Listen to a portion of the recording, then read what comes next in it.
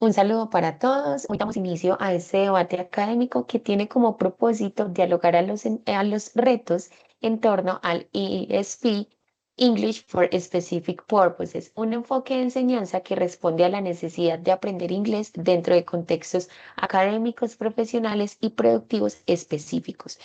Presento a mi equipo de trabajo, Luisa Fernanda Puerta como moderadora y nuestro panel de analistas, María Marcelina Pacheco, Natalia Andrea Torres, Lina Natalia Alarcón y Julián Schneider Díaz. Cuando nos referimos a ESP, se refiere a que la enseñanza del inglés no se limita únicamente a los elementos formales de la lengua, sino que se convierte en una herramienta clave para atender las necesidades particulares de cierto tipo de estudiantes. Tal como lo señala Gatehouse 2001, el ESP no es solamente una forma de aprender un idioma, sino también un medio de desarrollo que proporciona a los estudiantes el conocimiento necesario para desenvolverse de manera productiva. Tomando esto como punto de partido, vamos a desarrollar cuatro premisas que nos permitirán analizar desde la praxis pedagógica los retos y posibilidades del ESP en la educación bilingüe actual, así como las funciones de los distintos actores que participan allí. Para darle paso a esta dinámica, hemos desarrollado cuatro premisas. A partir de esas premisas, nuestro panel de analistas tomará la palabra y nos contará desde su perspectiva o desde diferentes contextos su posición frente a esto.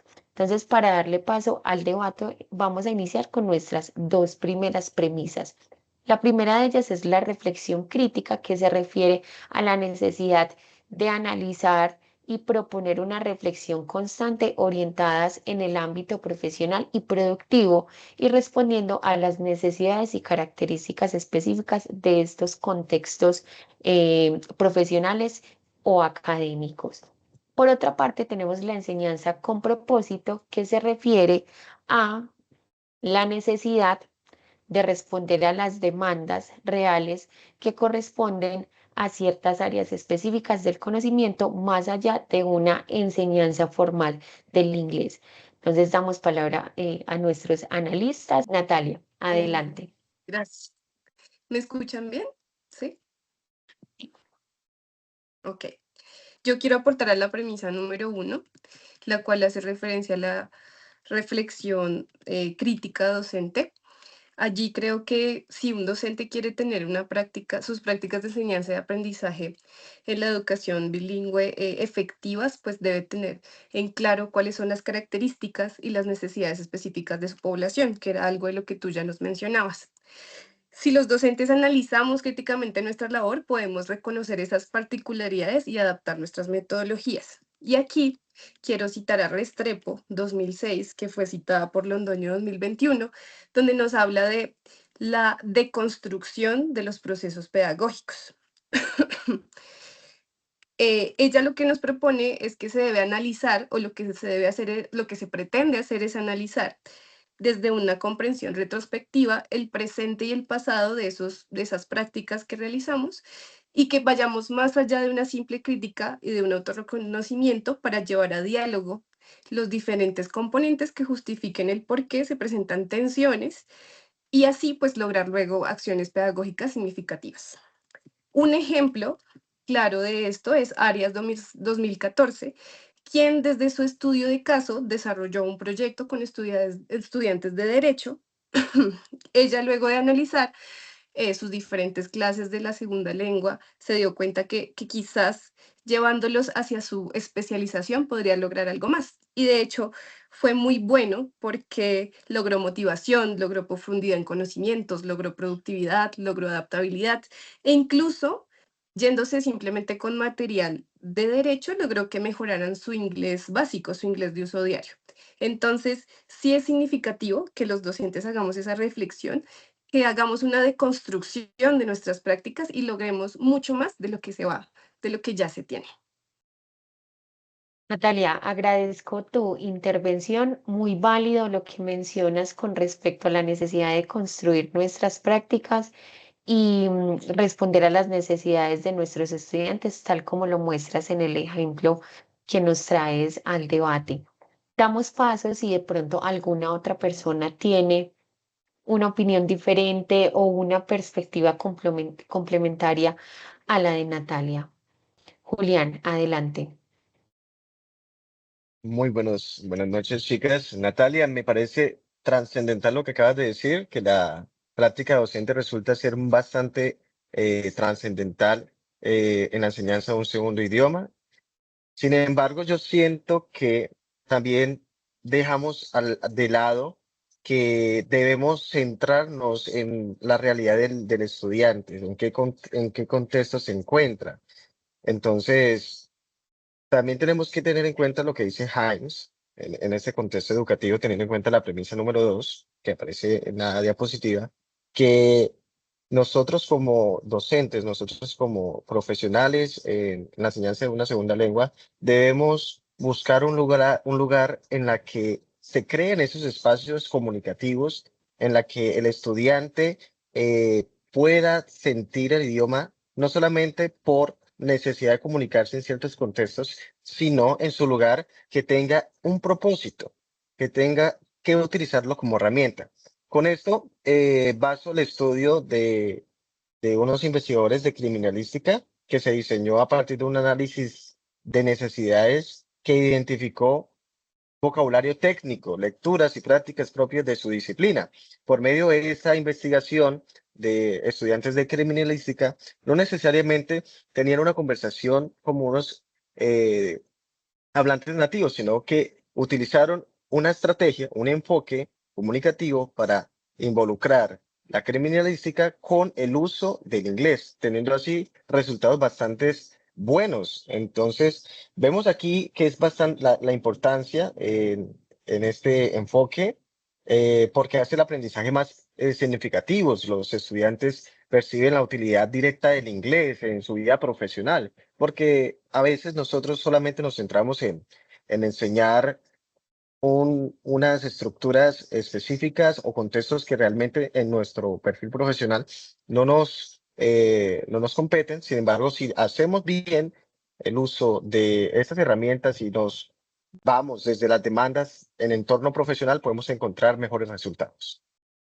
Bueno, agradecemos a Julián por su intervención y encontramos puntos claves en ambas perspectivas, aunque nos encontramos con contextos tal vez muy diferentes o muy aislados uno del otro, comparten la misma esencia, la necesidad de responder a las necesidades de los estudiantes, estos estudiantes tan específicos con objetivos tan claros en su desarrollo profesional y académico. Muchas gracias, Julián, y muchas gracias, Natalia. Ahora vamos a darle paso a nuestras siguientes dos premisas. Tenemos, por una parte, la desigualdad y desplazamiento, que esta gira en torno al predominio que tiene el idioma inglés con respecto a este tipo, de enfoque y que tal vez puede generar algún tipo de desigualdad entre hablantes y contribuye al desplazamiento de otras lenguas. Y por otra parte, tenemos como última premisa la enseñanza con propósito, en el sentido de que se refiere a la formación especializada y el desarrollo de materiales auténticos adaptados al contexto y a la disciplina que se está desarrollando. Entonces, damos paso a nuestros panelistas. Lina, adelante. Buenas noches para todos. Me gustaría argumentar la premisa 3. Como bien mencionas, pues el predominio del inglés efectivamente nos aporta grandes beneficios en los diferentes aspectos académicos y profesionales. Sin embargo, también se generan algunos retos que pueden causar desigualdad y desplazamiento de lenguas locales y nacionales. Es por eso que considero que el dominio del inglés en la comunicación científica puede verse como una herramienta que va a facilitar la conexión entre investigadores de todo el mundo y que va a actuar como un puente que permite compartir hallazgos, colaborar y evitar la fragmentación del conocimiento. Es por eso que me gustaría apoyar pues el argumento que acaba de mencionar a partir de Ferguson, el cual nos menciona que esta hegemonía lingüística, aunque plantea retos de equidad, también ha impulsado la creación de estándares comunes y ha facilitado la circulación global del conocimiento científico. También nos menciona que el publicar y el hacer visibilidad en inglés, hacer la visibilidad de la investigación, pues va a abrir oportunidades de cooperación internacional, diferentes becas y proyectos conjuntos. Y que aunque muchas veces pues tratamos de que como que el inglés predomine, cada vez pues las instituciones van a promover la publicación bilingüe o multilingüe, lo que claramente pues nos va a ayudar a mantener vivas las lenguas nacionales sin limitar el avance global de la ciencia. Gracias. Mil gracias, Natalia, por tu aporte. Y ahí ya le vamos a dar paso a María, que tiene un argumento muy importante. Adelante. Natalia, considero que tu argumento es bastante válido, pero si bien el inglés hace más fácil el flujo del conocimiento, como lo argumentaba Ferguson, también debemos tener en cuenta contextos reales, como lo es el empresarial, por ejemplo. Y aquí cito a Mancho y a Yurda, que en su artículo del 2013 nos dicen que lo que debe primar no es la hegemonía lingüística, sino la adaptabilidad comunicativa. Todos sabemos que el inglés se ha convertido en una lengua franca, es el inglés del conocimiento, del comercio, de los negocios y obviamente de la educación. Entonces, más que imponer estándares nativos, pienso que esto debe fomentar más la comunicación entre hablantes nativos. Entonces, para resumir mi punto, considero que más que fomentar hegemonía, como lo decía tu artículo, deberíamos promover más como modelos plurilingües que contemplen lo local y las prácticas reales. Y muchachos, entre lo que han dicho todos, quiero decir una conclusión teniendo en cuenta también la cuarta premisa, que habla más sobre materiales auténticos. Quiero decir que más que el inglés es una herramienta poderosa, sí, como decían ustedes, en la comunicación científica y en el ámbito educativo, pero su hegemonía no debe eclipsar las prácticas locales ni las prácticas reales. Entonces, como docentes que somos la mayoría, me atrevo a decir, y además hacedores de ambientes de aprendizaje, creo que nuestro reto es promover esa diversidad lingüística en los contextos reales, tal como lo plantea el módulo que leímos, el módulo 2, que dice que la práctica bilingüe es siempre una decisión política y debe construirse desde lo situado y lo insurgente. Entonces, desde esa perspectiva insurgente, el currículo debe abrir espacios para esa diversidad lingüística. Y además reconocer que la visibilidad científica también lo podemos crear nosotros desde nuestros contextos locales y reales. Gracias. Natalia y María, muchas gracias por su aporte. Finalmente, para dar cierre a este debate, les comparto nuestra conclusión final. El ESP entonces se configura como una herramienta clave para responder a necesidades específicas en contextos profesionales y académicos. Sin embargo, como lo mencionaron ustedes, esto exige una reflexión crítica del docente, un equilibrio entre la proyección global del inglés y la valoración de la diversidad lingüística local, de modo que el bilingüismo se construye de una manera inclusiva, transformadora y que responde a las necesidades de nuestros estudiantes, que son como tal nuestro objetivo principal.